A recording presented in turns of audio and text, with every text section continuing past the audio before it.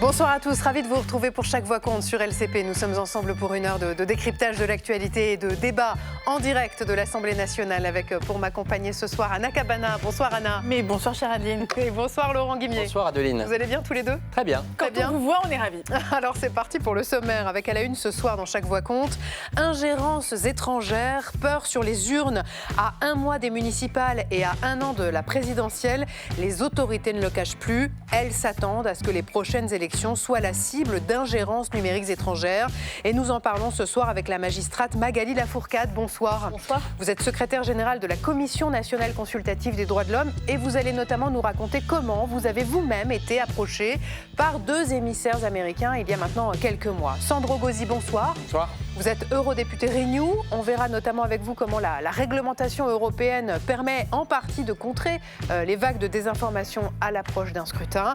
Et bonsoir Elsa Trujillo. Bonsoir. Vous êtes journaliste à l'Express et spécialiste des questions de cybersécurité. Vous signez cette semaine un dossier sur les menaces d'ingérence étrangères sur les élections municipales. Merci à tous les trois d'être là. Anna Cabana, de quoi allez-vous nous parler ce soir? Du moment Créma, chère Adeline. Ben oui, parce que... Créma, comme les bonbons? Et comme les bonbons D'accord. Créma, en effet, parce que hier, on sait, hier soir, la Cour d'appel a annoncé que le délibéré dans l'affaire des assistants parlementaires du FN sera rendu le 7 juillet. Et moi, ce qui m'a intéressée, c'était de savoir que l'avocate de Marine, une des deux avocates de Marine Le Pen, expliquait que sa cliente était une femme rose bonbon, un portrait tout rose bonbon, et qu'elle aimait justement se réfugier en mangeant des bonbons Créma. Vous allez nous raconter ça tout à l'heure. Et vous, Laurent Guimier, quelle histoire allez-vous nous raconter ce soir? Moi, il n'y a pas de bonbons. Je parle de l'espace et de Sophie Adenau, notre spationaute française qui va s'envoler dans quelques heures dans l'espace. Je vous raconte son plus grand défi qui est peut-être de succéder, voire d'éclipser un certain Thomas Pesquet. Dans la deuxième partie de Chaque Voix compte, place à la question qui fâche. Peut-on vraiment se passer des énergies fossiles? Question alors que le Premier ministre a présenté aujourd'hui la feuille de route énergétique de la France, la PPE, avec une ambition clairement affichée d'électrifier notre économie. Nous en parlerons tout à l'heure avec Olga Givernet, députée Ensemble pour la République de l'Ain, Raphaël Schellenberger, député non inscrit du Haut-Rhin, et Henrique Davy, député écologiste des Bouches-du-Rhône. Vous pouvez vous aussi interroger nos invités ou nous faire part de vos réflexions. Vous flashez le petit QR code, hop là, il s'affiche, il va rester là pendant toute l'émission et il arrive directement sur la tablette magique de Laurent Guimier. Il est là pour nous transmettre vos messages et poser vos questions à nos invités. On n'oublie pas non plus Bourbon Express, le journal de l'Assemblée nationale tout à l'heure avec Stéphanie Despierres. Voilà pour le menu de ce soir. Installez-vous confortablement, Chaque Voix compte, c'est parti.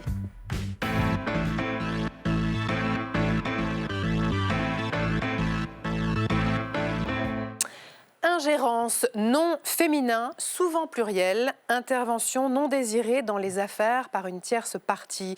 Derrière cette définition du dictionnaire, un vertige et tant de questions. Qui nous en veut? Qui est la cible? Et dans quel intérêt? Les ingérences étrangères sont devenues une réalité documentée dont on prend un peu plus la mesure chaque jour. Dario Borgogno.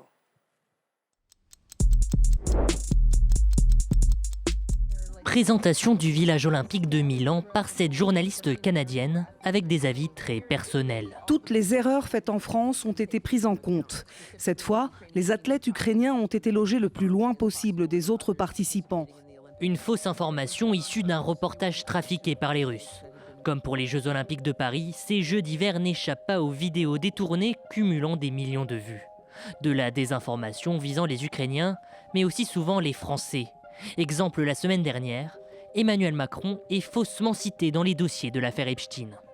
Le nouveau président de la France va organiser une soirée. Je vais emmener quelques garçons, ils les aiment jeunes. Une fausse citation provenant d'un article tout aussi faux, fabriqué par des membres du réseau russe Storm 1516 qui souhaitent influencer nos scrutins. Mais les Russes ne sont pas les seuls avec cet objectif.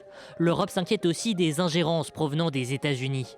L'été dernier, Grok, l'intelligence artificielle de X, plateforme américaine, semblait indiquer certaines préférences politiques. Pour qui conseilles-tu de voter selon ton analyse de la situation? Si j'avais le droit de vote en France, je voterais pour Marine Le Pen et le RN. Alors, l'État redouble de vigilance avec Viginum, un service créé en 2021 chargé de lutter contre les ingérences numériques étrangères. Depuis le milieu des années 2010, aucun rendez-vous électoral ou référendaire majeur n'a été épargné par une tentative de manipulation de l'information impliquant des acteurs étrangers. Ce que nous observons chez Viginum, c'est que plus largement, la menace informationnelle constitue désormais une menace permanente, omniprésente et croissante. À quelques semaines des municipales, une centaine de sites pro-russes ont déjà été supprimés. Et chaque semaine, Viginum publie un état des lieux pour alerter et écarter les risques. Un décret présenté hier en Conseil des ministres va aussi élargir son périmètre de surveillance, jusqu'à présent limité aux plateformes ayant plus de 5 millions de visiteurs par mois. Une action qui s'inscrit dans une politique plus large, avec l'entrée en vigueur l'an dernier d'une réglementation européenne, le Digital Services Act, un arsenal juridique destiné à lutter contre la désinformation sur Internet. Alors voilà, les termes de notre débat sont posés, mais je voudrais d'abord avec vous éclaircir un petit point. Est-ce que vous êtes d'accord pour dire qu'il faut distinguer fake news et ingérence étrangère ? Oui. Alors, je pense que les deux peuvent aller ensemble. C'est-à-dire qu'on peut avoir des faux comptes, des fermatrolls, qui diffusent des fake news. On peut avoir aussi des sites qui ressemblent à des sites de médias traditionnels qui diffusent des fake news et qui sont faits par des pays qui en veulent à la démocratie française ou à d'autres démocraties. Là, on est dans l'ingérence.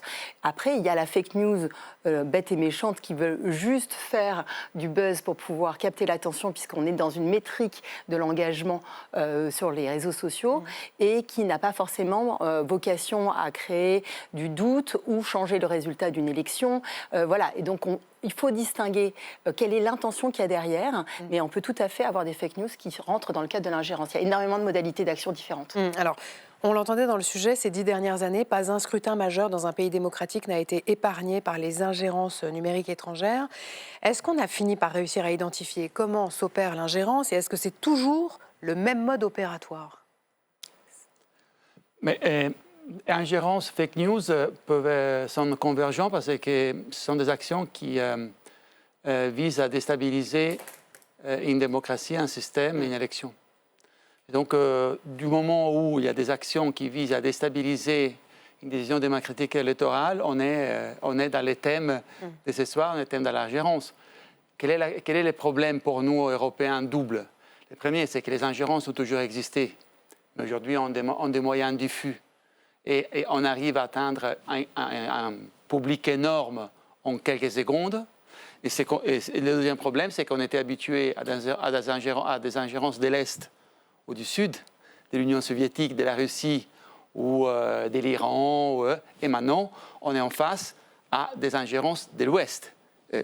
Officiellement, les États-Unis d'Amérique ont déclaré qu'ils vont mener des actions visant à exercer une influence sur les processus électoraux à l'intérieur de l'Union européenne. Et ils ont indiqué qu'ils vont privilégier, soutenir les forces d'extrême droite, qui soient les Rassemblements nationaux, Alternative für Deutschland. Ça, c'est quelque chose qui n'a pas de précédent. Vous dites les États-Unis ou est-ce qu'il faut dire la sphère MAGA ?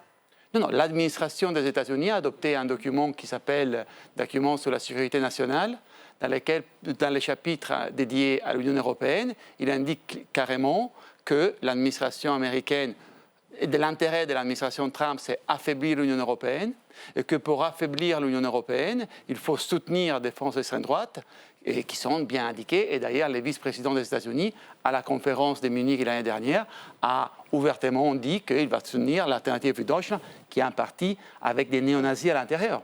Donc ça, c'est totalement nouveau pour nous les Européens, et c'est une question sur laquelle nous devons prendre, et nous sommes en train de prendre des mesures, évidemment, pour nous défendre. Est-ce qu'au cours des 10 dernières années, on parlait de tous ces scrutins qui ont été ciblés par des ingérences étrangères, est-ce qu'on a réussi à mesurer à quel point ça avait pesé sur des résultats d'élections ?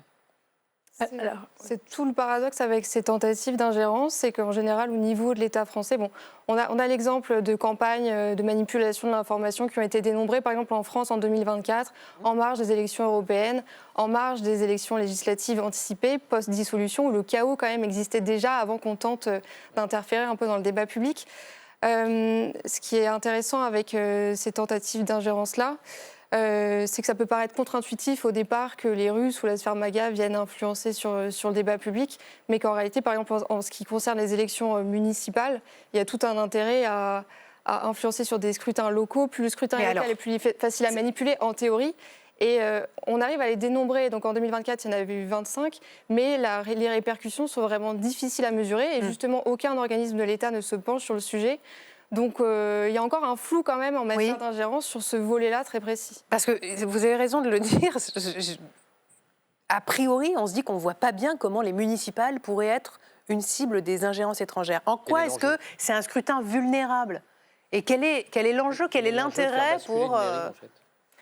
L'idée, c'est aussi de poser des jalons pour la campagne présidentielle de 2027, de préparer le terrain idéologique. Donc, les municipales ne sont peut-être pas un enjeu crucial en tant que tel, mais en tout cas, l'exécutif va se servir de toutes les leçons tirées de cette élection-là pour tirer des conclusions pour 2027 et potentiellement pouvoir être en mesure de répondre de manière plus forte et plus ferme. Par rapport à ce que vous disiez, pour moi, ce n'est pas une question quantitative.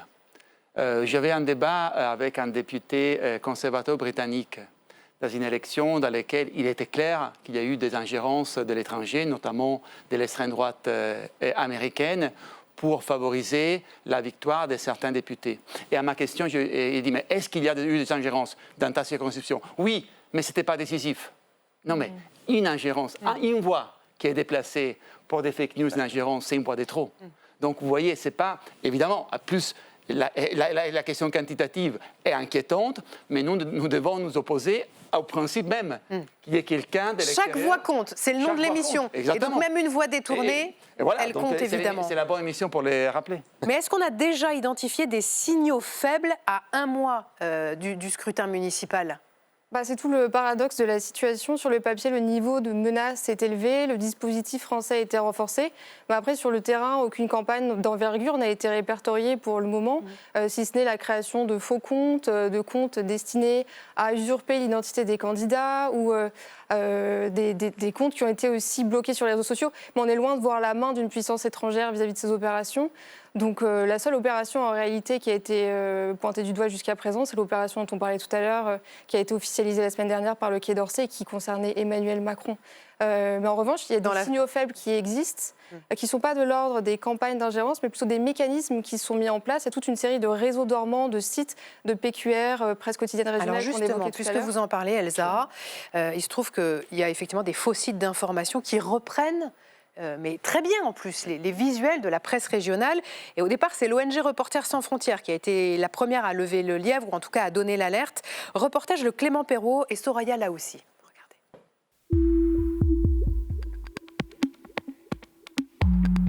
À première vue, ce sont des sites d'information classiques sans grande originalité.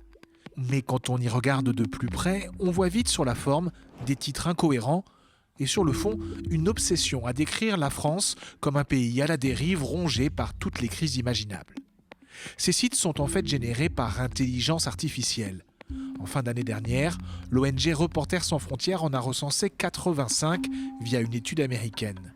Entre mars 2025 et février 2026, il y a 23 000 articles qui ont été produits. On sait que la Russie, la Chine sont des puissances qui sont actives pour produire des contenus de désinformation et de propagande. L'objectif, il est toujours de créer de la discorde au sein d'une société en amplifiant les sujets de polarisation. Phénomène notable, sur la liste de ces faux sites d'actualité, de nombreux imitent la presse régionale. Souvent considérée par les lecteurs comme une source particulièrement fiable, elle est aujourd'hui une cible pour les ingérences étrangères. Le titre Ouest France en sait quelque chose. Au mois d'octobre, lorsque le Premier ministre annonce le nouveau gouvernement, le quotidien publie sur son site une vidéo présentant les nouveaux ministres. Peu après, voilà ce que les journalistes découvrent sur le réseau social X. C'est une vidéo Ouest France qui a été détournée en reprenant la charte graphique. Typiquement, vous voulez voir le logo Ouest France, en insérant de la désinformation et des propos qui sont trompeurs et mensongers. Laurent Nunez, qui est ministre de l'Intérieur, est soupçonné de soutenir la criminalité parmi les migrants. Typiquement, ce n'est pas du tout des propos qu'on a pu mettre, ni des attirails de notre vidéo d'origine. Une procédure judiciaire est en cours sur ce cas précis. Ouest France est l'un des médias français les plus actifs pour lutter contre ces manœuvres. Le titre, qui a quitté le réseau X, essaie de monter en gamme dans sa lutte contre les faux contenus. On a mis en place un réseau de veille qui est fait à la fois de spécialistes des réseaux sociaux chez nous, des spécialistes du desk, de l'information numérique, mais aussi de l'éducation aux médias et de spécialistes de l'IA. Dès que l'on voit des campagnes de désinformation apparaître sur les réseaux sociaux ou sur le web, on alerte à la fois l'équipe journalistique, la rédaction en chef et nos services numériques pour savoir quels sont les bons réflexes à adopter par rapport à ça. Il y a des réflexes qui sont juridiques d'un côté et il y a des réflexes rédactionnels de l'autre. Ces réflexes prennent souvent la forme de contenus pédagogiques à l'attention des lecteurs, en quelque sorte informés sur ce qui désinforme. Magali Lafourcade, la justice, elle croule en ce moment sous ce genre de signalement, comme l'a fait le journal Ouest France ? Alors, je ne sais pas, parce que ça, ce ne sont pas des données qui sont rendues publiques, mais ce qui est très bien dit dans ce reportage, c'est qu'en fait, l'enjeu n'est pas forcément de peser sur le résultat, donc de manière décisive sur un scrutin, mais surtout de créer le doute sur nos institutions, sur leur solidité, et de polariser la société en utilisant toutes les fractures qu'il y a dans notre société. Ce qu'on voit bien dans le sujet, c'est qu'on est sur la logique de l'informationnel, avec les médias traditionnels qui, du coup, vont manquer de confiance, puisqu'ils peuvent être dupliqués par des faux comptes. Mais il y a aussi tout l'enjeu des GAFAM, puisque l'essentiel de notre débat public, en dehors des médias traditionnels, éditorialisés et soumis à déontologie, ce sont des plateformes qui sont hébergées par les États-Unis, les Russes et les Chinois. Mais il y a aussi des ingérences physiques, c'est-à-dire quand on a eu des mains rouges, vous savez, au mémorial de la Shoah, ça, tout de suite, ça crée des angoisses existentielles dans le pays, c'est très grave. Et donc ils utilisent, là c'était commandité par les Russes, quand on a eu les drones qui ont survolé la Belgique, la France, l'Allemagne, etc., en Belgique, ça a créé le chaos. Et ce qui s'est passé, c'est que c'était pile au moment où il y avait la discussion sur le gel des avoirs, enfin le fait de saisir le gel des avoirs russes détenus en Belgique, russes qui avaient été gelés. Et la Commission européenne, l'Union européenne avaient donné toutes les garanties pour soutenir le gouvernement belge dans cette décision, puisqu'ils étaient localisés dans un établissement belge, et les Belges ont tenu bon, et sûrement parce que le message russe était très très bien passé. Un dernier mot sur les municipales, Elsa. Est-ce que les candidats aux municipales sont sensibles ou sensibilisés au sujet ? Alors, les candidats sont sensibilisés a priori de longue date à ces enjeux. Il y a des partis, notamment le Parti socialiste, qui avait édicté il y a quelques mois un guide de sensibilisation à destination des candidats sur les ingérences. Viginum a aussi Viginum en a sorti guide avec le gouvernement. Et il y a eu surtout tout un exercice de sensibilisation mené par les services du Premier ministre et plus spécifiquement le SGDSN, qui n'est pas un acronyme assez peu connu du grand public, mais c'est le secrétaire général à la sécurité et à la défense nationale, qui était l'ex-ambassadeur de France en Iran, Nicolas Roche, qui a un peu sorti de sa posture technocratique pour aller à la rencontre des partis politiques, des chefs de parti, d'Édouard Philippe, du président du Sénat Gérard Larcher, mais aussi de représentants politiques du Rassemblement national et de la France insoumise, pour exposer l'état de la menace en matière d'ingérence pour les municipales. Tout le monde a bien écouté, parce que, par exemple, quand j'ai imprimé ce guide, et alors, à la ligne sur comment se protéger, il est notamment écrit... ne pas répondre à une fausse information qui toucherait votre organisation. C'est étonnant de conseiller aux candidats de ne surtout pas riposter eux-mêmes, non ? Oui, mais ça peut être légitime par certains aspects. Tout à l'heure, on parlait des mains rouges et de la polémique qui s'en était ensuivie. Il y a eu aussi l'histoire des étoiles de David taguées sur les murs de Paris. Les ministres, des représentants politiques s'étaient emparés du sujet et eux-mêmes avaient contribué à amplifier le message. Et des médias. Voilà. Et aujourd'hui, une consigne de silence prévaut dans les ministères qui veut que les politiques, les ministres ne s'emparent des campagnes de manipulation de l'information qu'une fois que les services compétents ont mené leur enquête.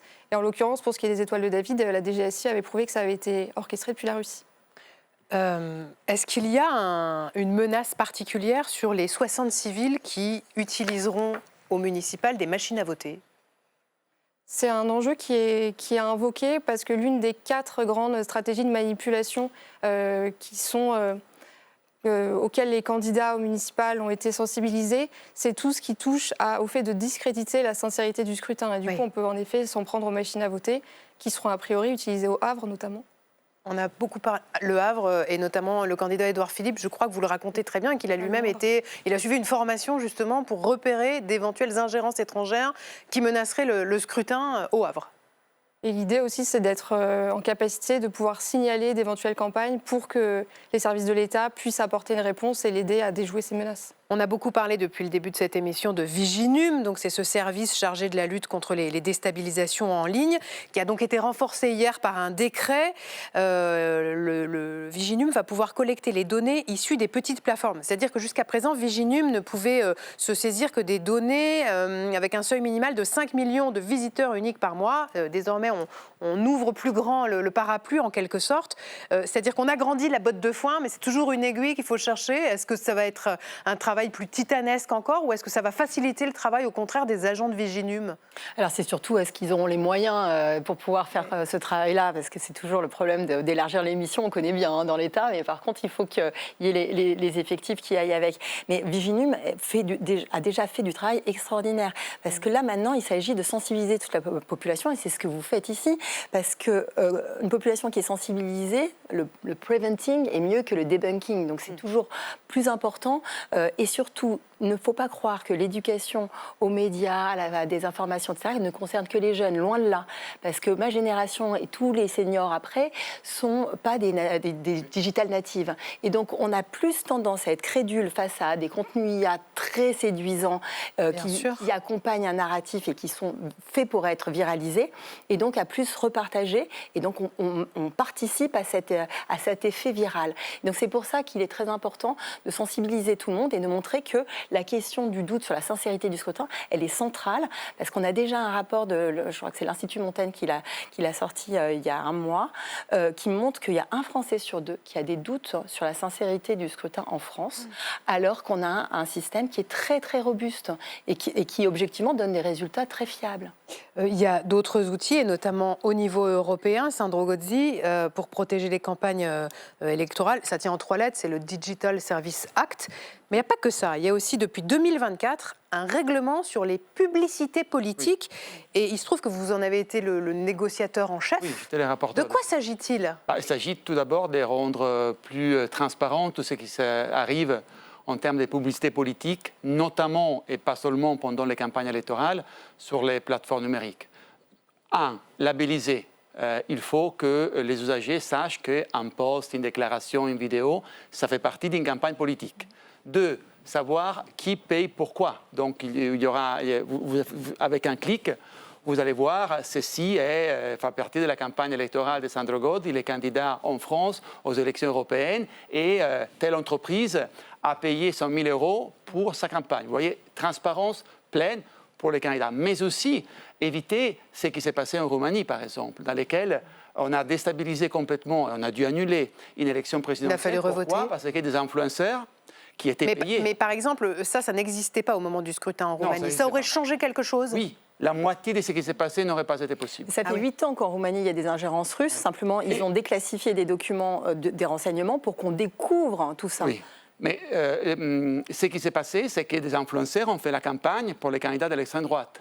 Si un influenceur fait une campagne parce qu'il est payé, il a un contrat de service ou il soutient, il doit être labellisé. Donc, si en France, un influenceur décide de soutenir Sandro Gozzi et dit qu'il est le meilleur candidat au monde, mais il a un contrat de service avec Sandro Gozzi, vous, en tant qu'usager, vous devez savoir, bien sûr, l'influenceur est libre de dire ce qu'il veut, mais il le fait. Il y aura votre label. Et on a interdit les financements des campagnes électorales, des publicités politiques, dans les 3 mois avant l'élection, de la part de toute entité non européenne. Mais où commence l'ingérence étrangère ? Où s'arrête la liberté d'expression et où commence la censure ? Alors, la liberté d'expression est garantie, mais la liberté d'expression n'est pas droit à la viralité de tout contenu manifestement faux ou manifestement destiné à créer du chaos, de la désinformation ou à déstabiliser une élection, par exemple. Donc, ça c'est clair. 2 principes avec la loi sur le service numérique. Avant, c'était les Far West. Derrière la neutralité, on pouvait faire ce qu'on voulait dans les plateformes. Maintenant, ce qui est illégal hors ligne est illégal en ligne. Et déjà, on a couvert une bonne partie du problème. Et on a introduit aussi des obligations de modération. Quand il y a des activités qui ne sont pas, à première vue, illégales, mais qui présentent des risques systémiques pour une démocratie, pour une élection, pour les droits fondamentaux, les plateformes ont l'obligation d'introduire des mesures de modération. Si un contenu est particulièrement violent, il n'a pas droit à la viralité. Aujourd'hui, avant la loi sur les services numériques, les modèles de business et plateformes, c'est plus tu es violent, plus Mais vous avez l'impression que ça fonctionne aujourd'hui?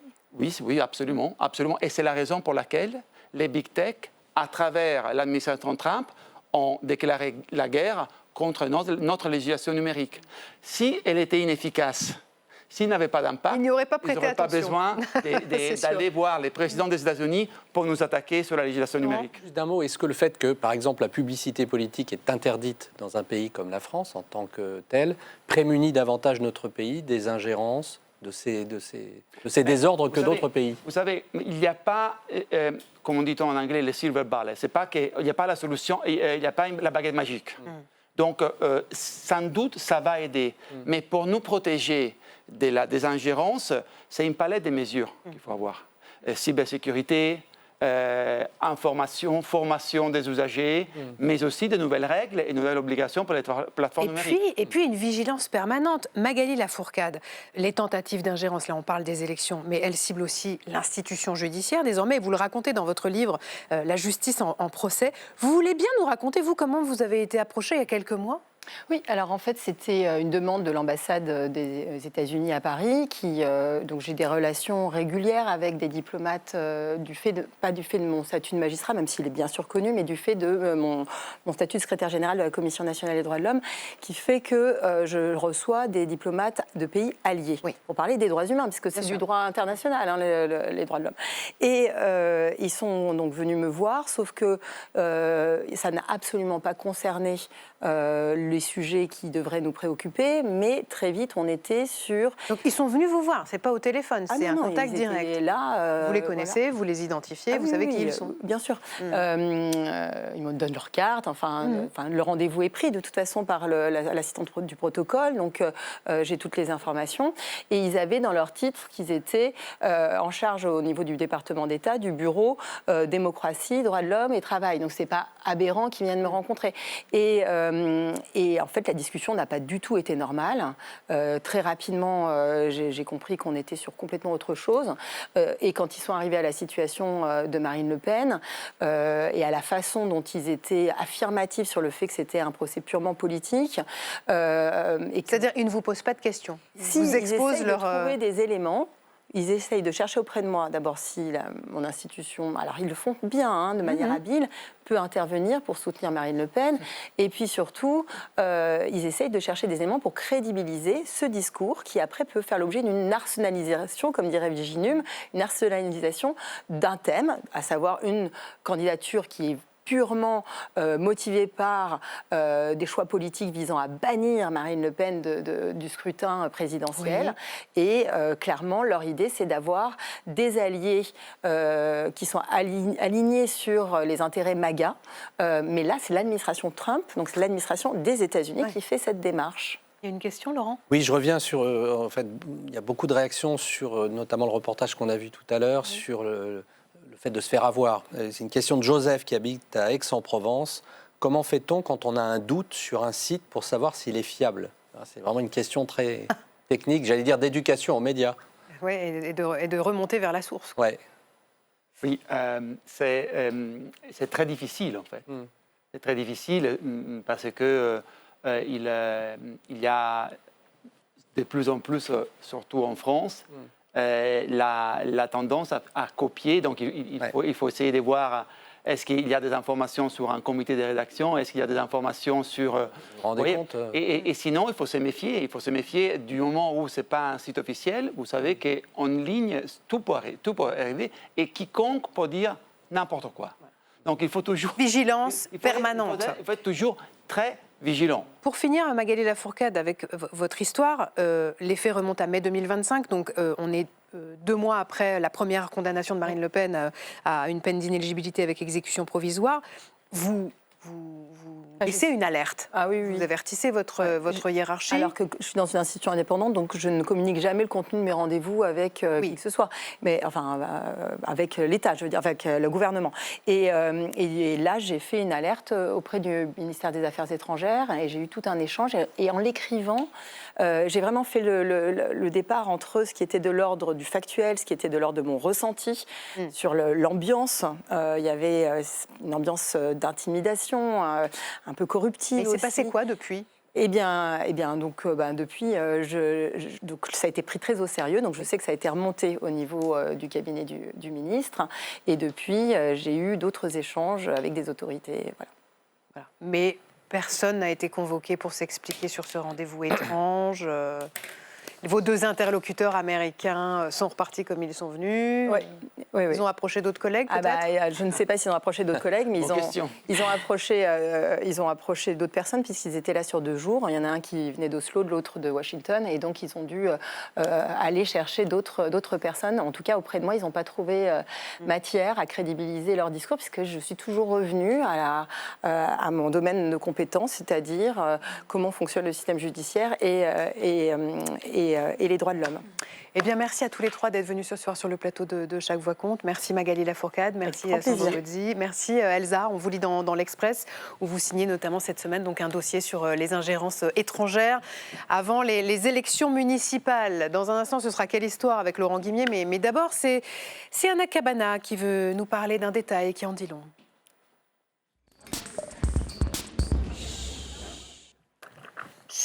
Mais non, on ne va pas se taire, Anna. Ce soir, vous vouliez nous parler de la Cour d'appel qui a annoncé hier soir que le délibéré dans l'affaire des assistants parlementaires du FN serait donc rendu le 7 juillet à 13h30.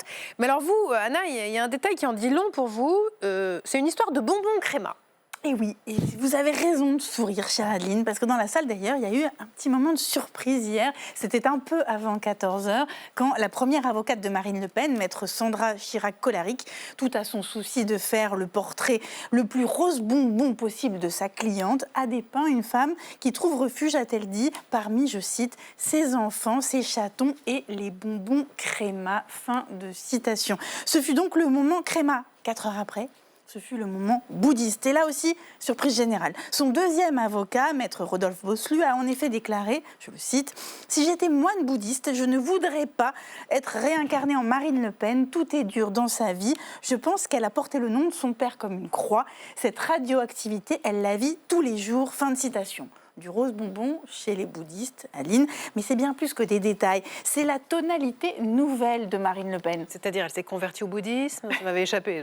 C'est-à-dire qu'elle reste zen. Regardez comment elle a accueilli l'annonce de cette date du 7 juillet. Elle aurait aimé, Marine Le Pen, que ce soit plutôt, beaucoup plus tôt même, le plus tôt possible, parce que c'est à partir de cette décision de justice qu'elle-même se décidera à être ou pas candidate à la présidentielle. Elle a fait savoir qu'elle n'attendrait pas un éventuel pourvoi en cassation. Mais donc elle a accueilli la date sans s'agacer aucunement. Elle a dit, je la cite, on fera avec. Elle s'est montrée même compréhensive envers les juges. Il y a énormément de sujets juridiques, a-t-elle dit. C'est une cour d'appel qui n'a pas le droit à l'erreur. Je comprends qu'ils prennent du temps, a-t-elle ajouté. On est, Adeline, à des années-lumière de sa posture qui n'était, souvenez-vous, ni rose ni bouddhiste quand elle a quitté le tribunal correctionnel avant l'énoncé de sa peine. Vous vous souvenez quand elle était foudroyée par les attendus implacables. C'était le 31 mars, mais même si vous vous en souvenez, je voudrais qu'on regarde ces images. Voilà, vous voyez, elle avait le corps encoléré, le visage blême, elle était véritablement furieuse. Et le lendemain, Marine Le Pen, dans la conférence de presse qu'elle a donnée à l'Assemblée nationale, elle a attaqué les magistrats, ces magistrats qui venaient de la condamner à 4 ans de prison, 2 ans ferme et ces fameux 5 ans d'inéligibilité avec l'exécution provisoire. On écoute. L'ingérence de ces magistrats dans le processus électoral suprême qui est celui de l'élection présidentielle, voilà où est le trouble à l'ordre public. On était à 1000 lieues de la zénitude. C'est peu de le dire. D'ailleurs, hier, son avocat, maître Rodolphe Boslu, a reconnu. Il a dit « Il ne fait aucun doute que les prises de parole après la décision du 31 mars ont été faites avec véhémence et certains excès. » Alors aujourd'hui, il n'y a plus ni véhémence ni excès que des bonbons créma. Et peut-être en avait-elle mangé un paquet entier pour faire bonne figure dès le premier jour du procès en appel. C'était le 12 janvier. Il n'y avait donc ni yeux fureurs, ni corps encoléré. En contraire, on était dans une forme d'aménité. Il y avait donc, on était loin des indignations trumpiennes, des déclarations de guerre aux magistrats. Elle a dit que, je la cite, bien, c'est une nouvelle juridiction avec de nouveaux magistrats. L'affaire va être remise à zéro en quelque sorte. J'espère pouvoir convaincre les magistrats de mon innocence. Et elle s'est même fendue d'une petite blague sur la pugnacité d'une journaliste femme qui était présente et qui voulait l'interroger. Elle a dit, c'est bien, je vois qu'il y a beaucoup de femmes qui se défendent. Et elle a ri, Marine Le Pen. Alors non seulement elle est sereine, mais elle s'amuse. Moi, je vous dis, vive l'effet Crémin. Merci beaucoup, Anna. Et encore merci à tous les trois. Dans un instant, on va parler de toute autre chose. On va parler de la programmation pluriannuelle de l'énergie avec une question ce soir. Est-ce que la France peut vraiment se passer des énergies fossiles? On en parle avec nos 3 prochains invités. Mais avant cela, c'est Laurent Guimier. C'est quelle histoire?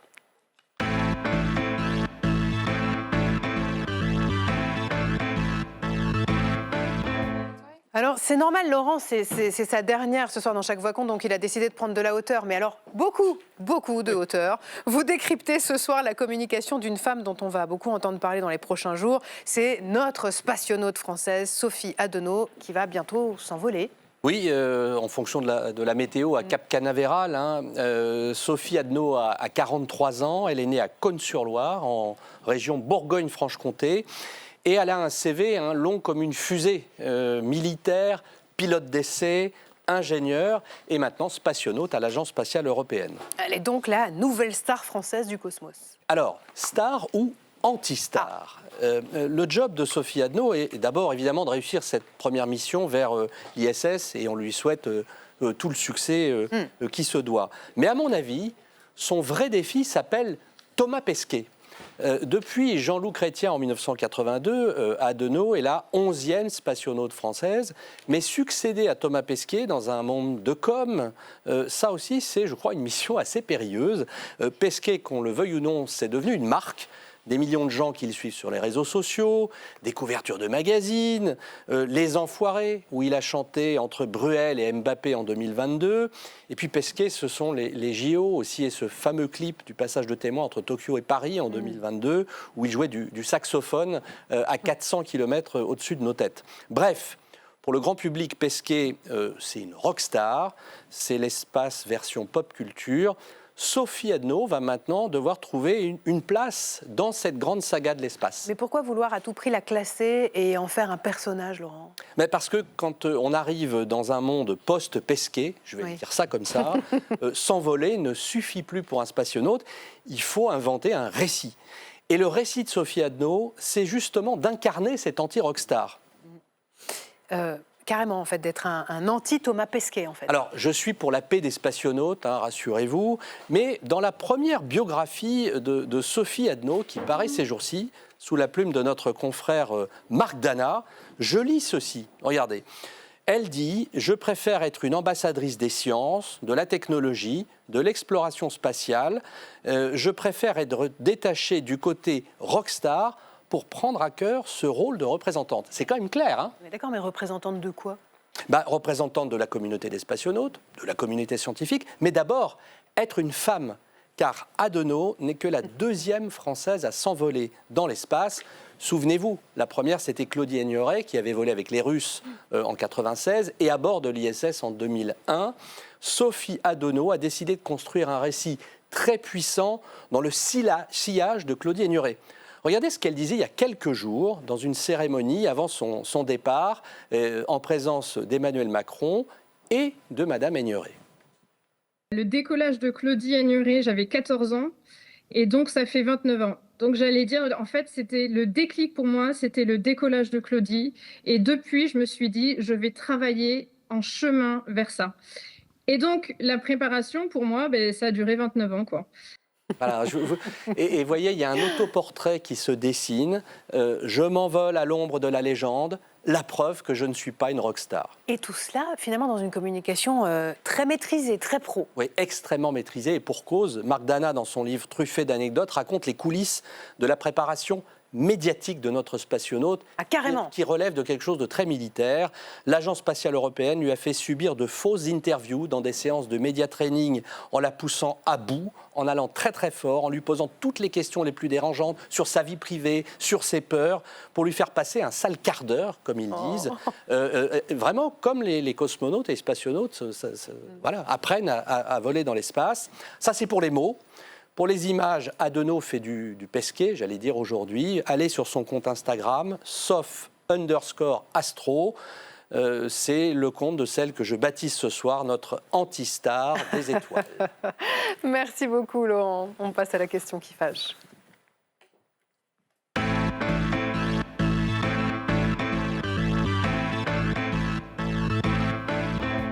Et j'accueille sur le plateau de Chaque Voix compte Olga Givernet, bonsoir. Bonsoir. Député Ensemble pour la République de l'Ain. Raphaël Schellenberger, bonsoir. Député non inscrit du Haut-Rhin. Et Hendrik Davy, bonsoir. Député écologiste des Bouches-du-Rhône. Merci à tous les trois d'être là.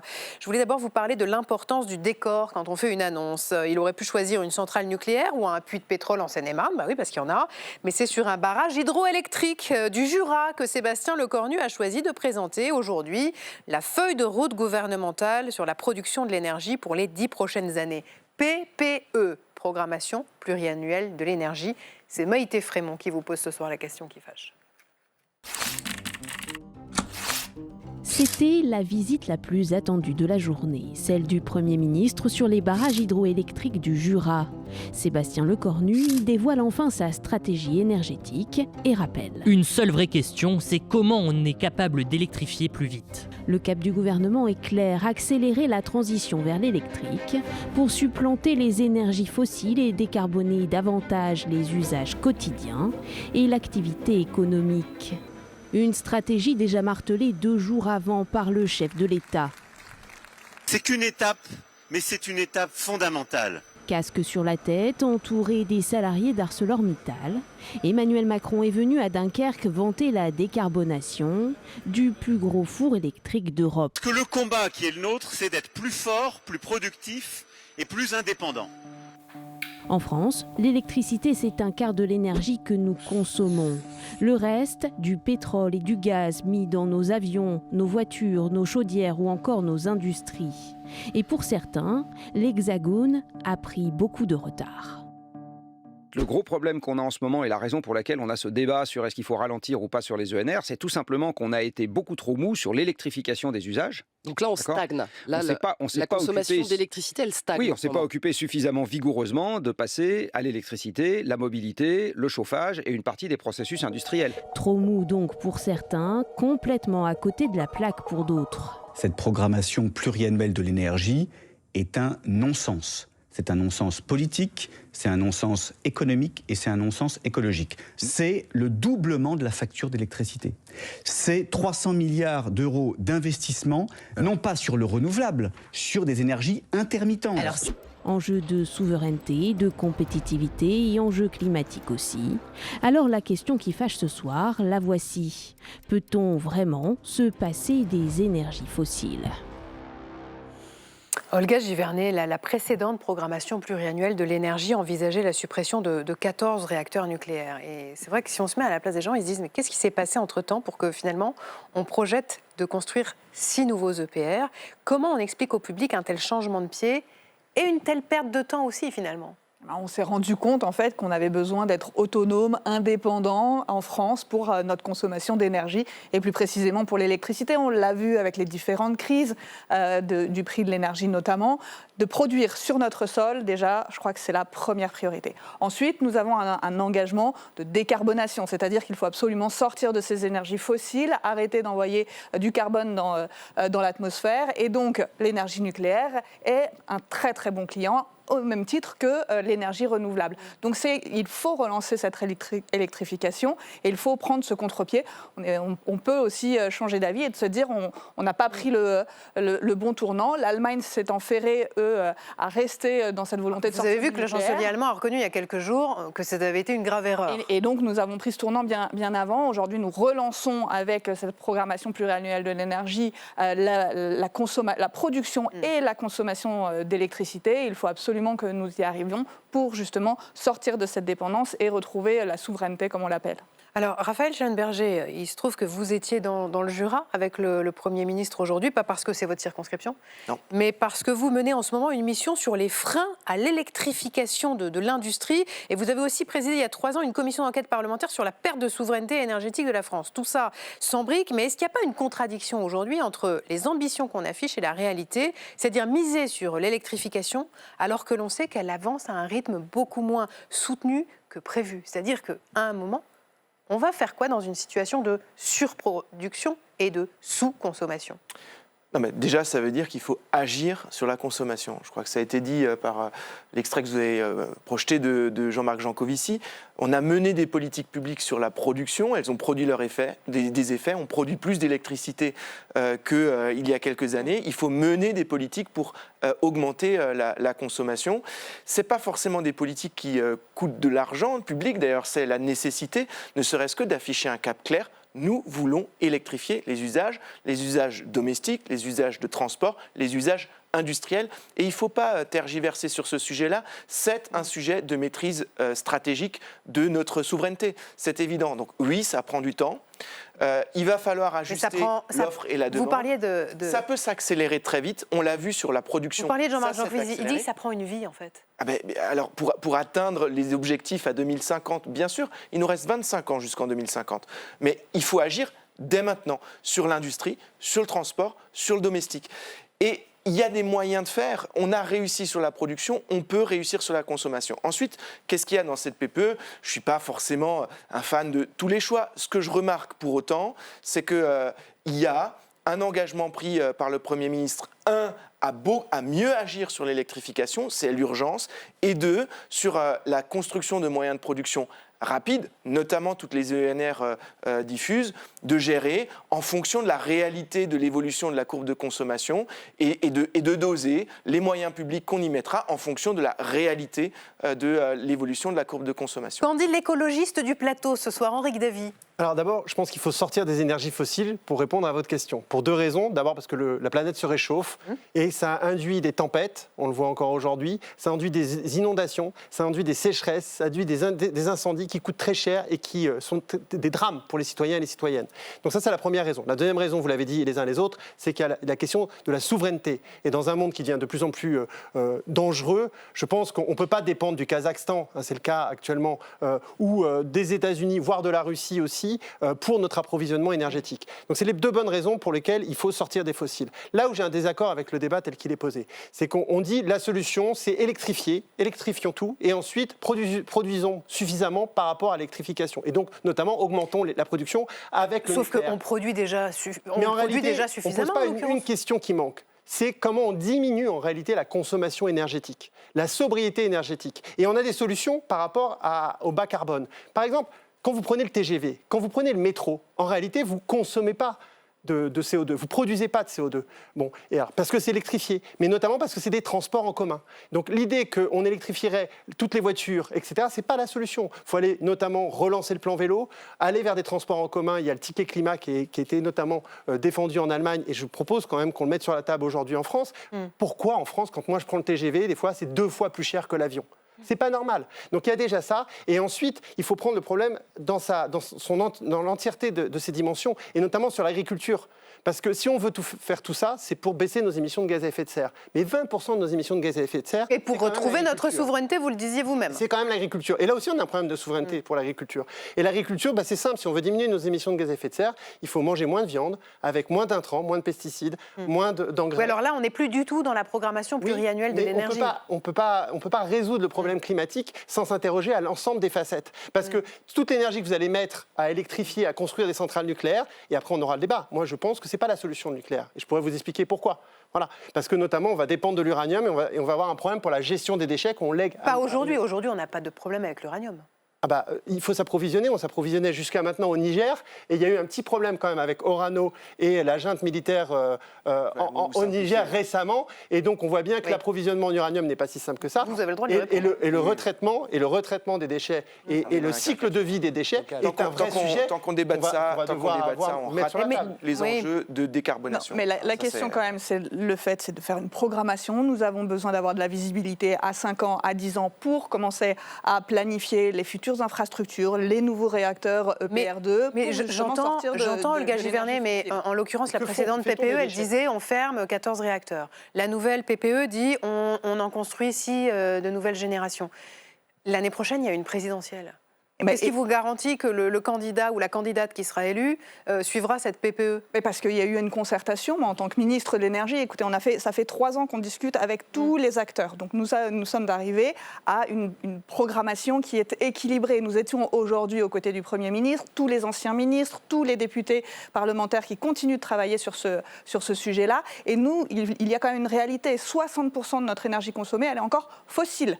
60 milliards d'euros par an. Et si nous voulons... donc ça pose un problème sur la balance commerciale. Nous importons cette énergie fossile alors que nous exportons de l'électricité propre. C'est quand même dommage. Il faudrait que nous puissions consommer notre énergie décarbonée, propre, fiable sur notre sol. Et tout cela ne peut se faire que si nous programmons, que nous sachions d'abord que nous ne mettons pas tous nos œufs dans le même panier, qu'il puisse y avoir du nucléaire et des énergies renouvelables également, puisque les énergies renouvelables vont se développer beaucoup plus rapidement. Les nouveaux réacteurs ne seront pas disponibles avant 2040 et notre parc est vieillissant, il faut en prendre conscience. Donc tout cela, c'est très technique. Donc quand moi j'entends le Rassemblement national sortir des chiffres à la va-vite en pensant et en faisant peur aux Français en disant ça va faire exploser votre facture d'électricité ou d'énergie, mais c'est faux. Si nous produisons en France, c'est justement pour avoir la maîtrise, c'est justement pour ne pas être dépendant du gaz russe ou des décisions, notamment des droits de douane ou autres fiscalités que pourraient mettre. Vous comprenez qu'il puisse y avoir dans l'opinion une méfiance à l'égard de ces discours quand les Français reçoivent la facture d'électricité aujourd'hui? Mais la facture d'électricité, elle a retrouvé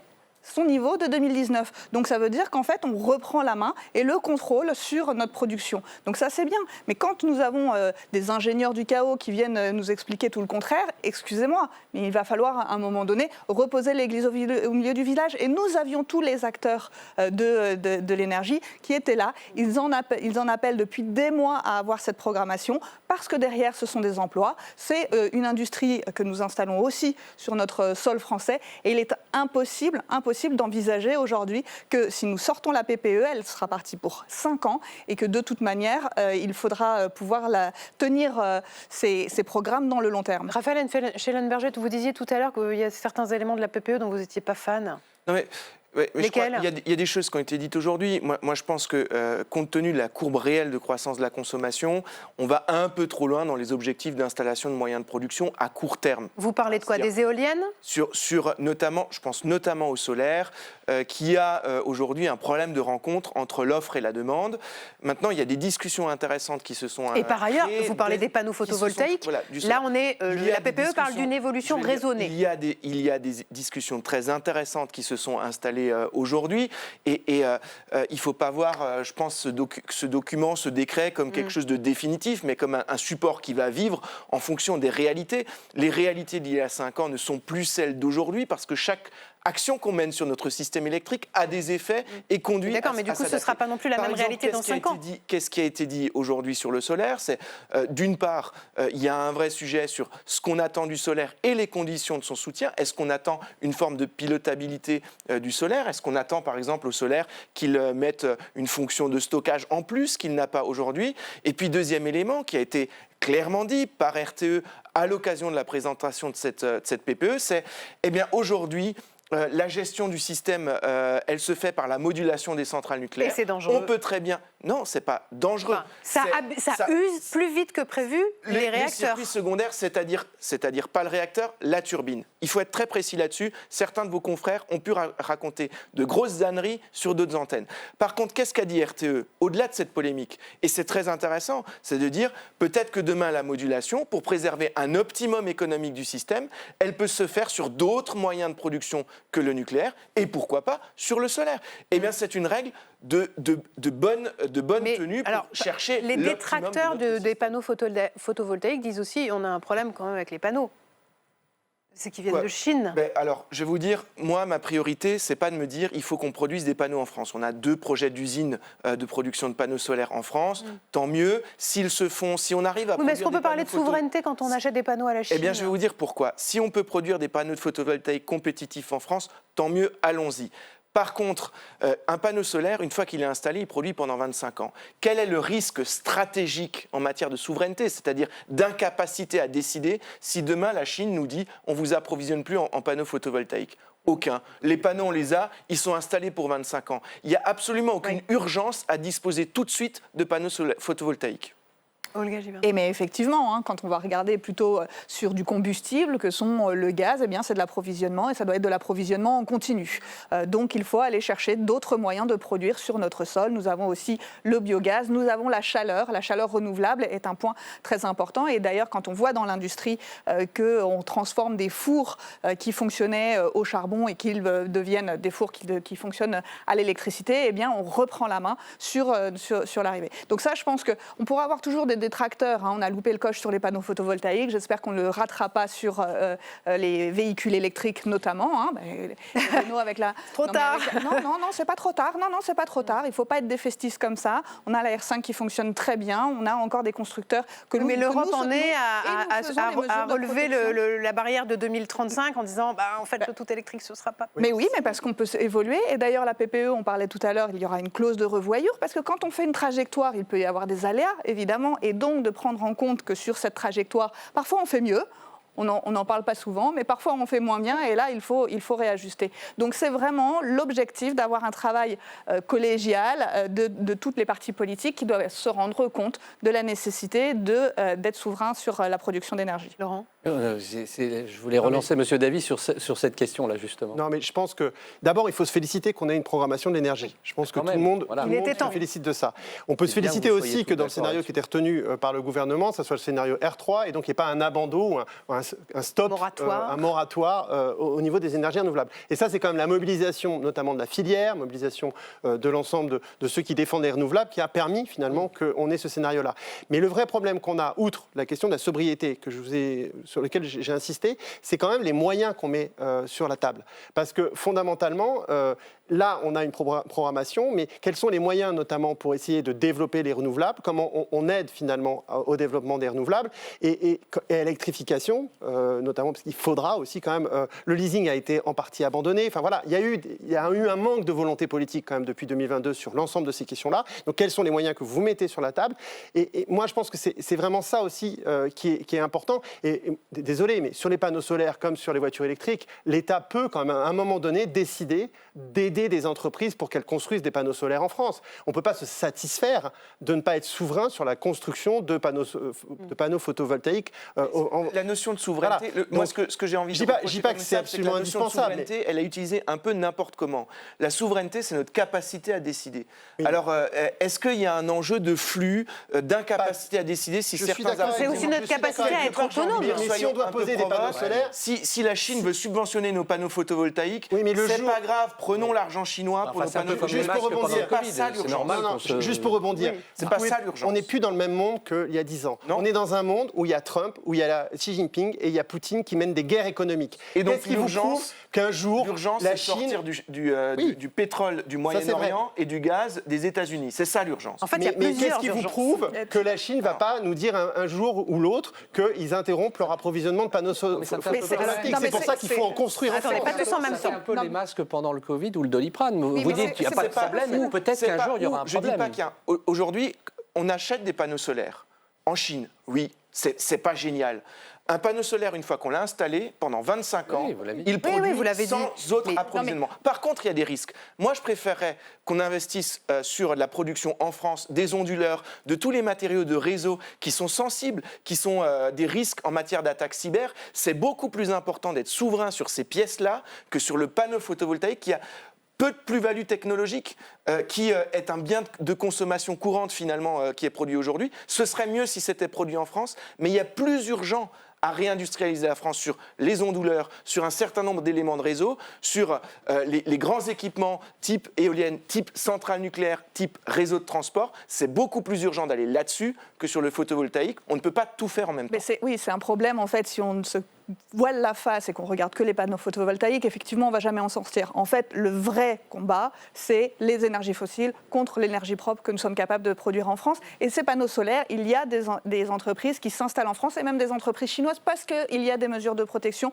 poussées par la France. Donc il faut être conscient que tout est fait pour garder au maximum la main. Mais bon, la souveraineté, ça ne veut pas dire on ferme les frontières et on est capable d'être complètement autonome. C'est pas vrai. Donc oui, il peut y avoir des aléas, on en est tout à fait conscient. Il faut ne pas mettre tous ses œufs dans le même panier et s'assurer en fait qu'on ait une diversité de production qui nous permettra de pouvoir être dans la capacité de continuer de produire, d'avoir de la croissance industrielle et de surtout répondre aux attentes des Français dans cette volonté de lutter contre le réchauffement climatique. Mais il y a aussi l'attente sur le prix. Moi, je reviens quand même sur le prix. Hein, et on a un vrai sujet. Dernier mot, c'est mon dernier mot, mais je pense que la question du blocage des prix de l'énergie, à un moment donné, va être posée. Ou en fait, le fait que les premiers mégawattheures soient moins chers que le reste. Parce qu'on a un vrai souci sur le prix. C'est-à-dire que vous ne pouvez pas faire accepter la politique énergétique si par moment, à cause d'ailleurs du fait que le prix de l'électricité était indexé sur le gaz, c'est bien ça le problème qu'on a eu pendant des années, c'était indexé sur le gaz. Et donc, pour des raisons qui étaient incompréhensibles pour le citoyen, on avait des augmentations de prix de l'électricité. Donc maintenant, je pense qu'il faut quand même... Non mais c'est important de parler du signal prix aussi, parce que les téléspectateurs qui nous regardent, eux, ils ne voient pas le panneau photovoltaïque, s'ils n'en ont pas dans leur jardin, ils voient leur facture d'électricité qui arrive. La facture d'électricité, elle a subi la crise de 2022 et c'est dramatique, mais aujourd'hui, elle a un revenu à un niveau Il y a des gens qui arrêtent leur radiateur aujourd'hui parce qu'ils ne peuvent pas se chauffer.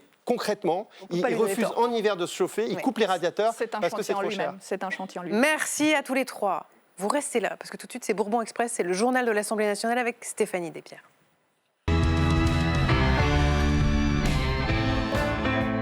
Bonsoir Stéphanie. Bonsoir.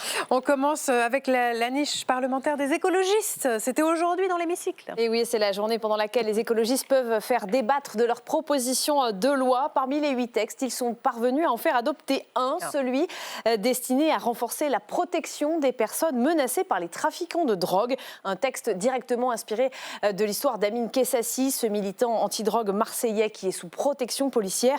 Mais son petit frère, Mehdi, assassiné en novembre, ne l'était pas. Leur mère a assisté au débat ce matin. Très émue, la députée Sandra Rogol a appelé à protéger les militants et leur entourage.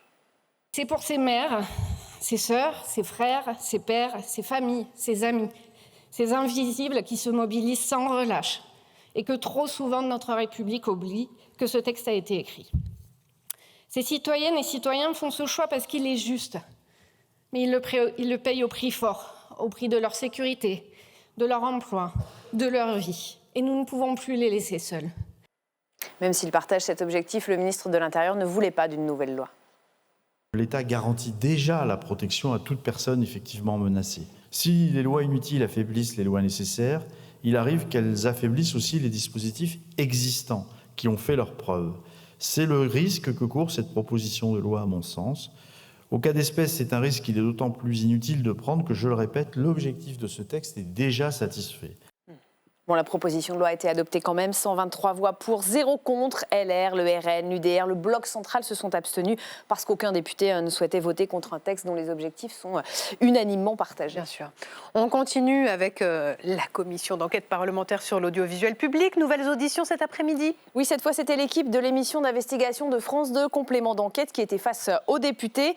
Le président de la commission a voulu revenir de manière très solennelle sur les déclarations de la ministre de la Culture, ici même, le 5 février, Rachida Dati a accusé les journalistes de complément d'enquête d'avoir tenté de monnayer un témoignage d'un de ses proches pour un reportage sur elle. Des accusations fermement démenties cet après-midi par le présentateur Tristan Valex et par le journaliste qui a mené l'enquête et qui apporte une preuve supplémentaire. Oui, je maintiens évidemment que c'est totalement faux. Pour être totalement transparent et parce que je suis sous serment, j'ai reçu un mail il y a quelques jours d'un proche de Madame Dati qui a vu l'audition de la ministre de la Culture et qui s'est reconnu dans les propos qui ont été tenus ici. Et il affirme clairement que complément d'enquête ne lui a jamais proposé d'argent et il m'a autorisé à en faire état ici devant la commission aujourd'hui.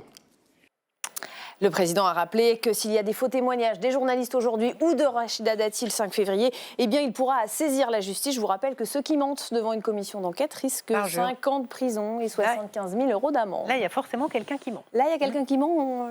L'avenir dira qui. Un nouveau candidat à la présidentielle ?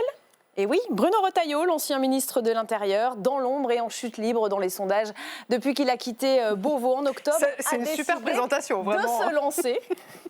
Le président des Républicains a officialisé cet après-midi sa candidature à la présidentielle dans un message diffusé sur les réseaux sociaux du Parti Les Républicains.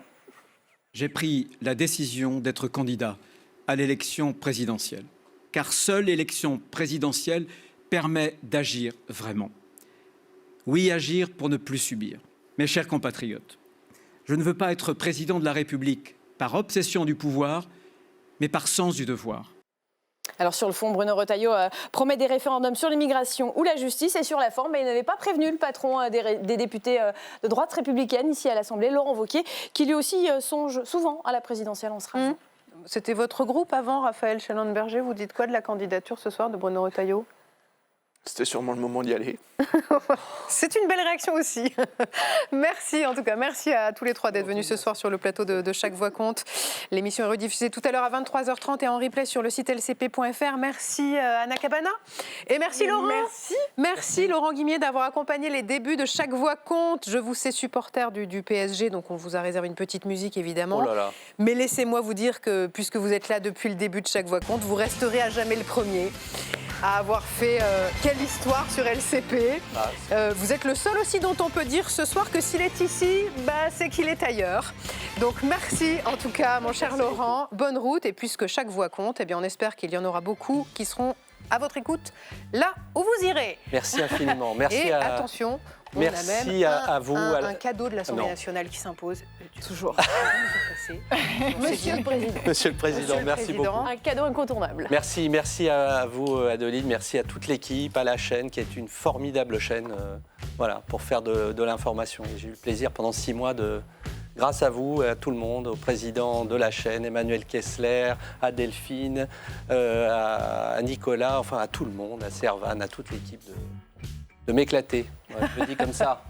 Merci Laurent et bon vent. Et merci à vous de nous avoir suivis ce soir. On vous dit à demain, 19h30 pour Chaque Voix Compte. Très belle soirée sur la 8.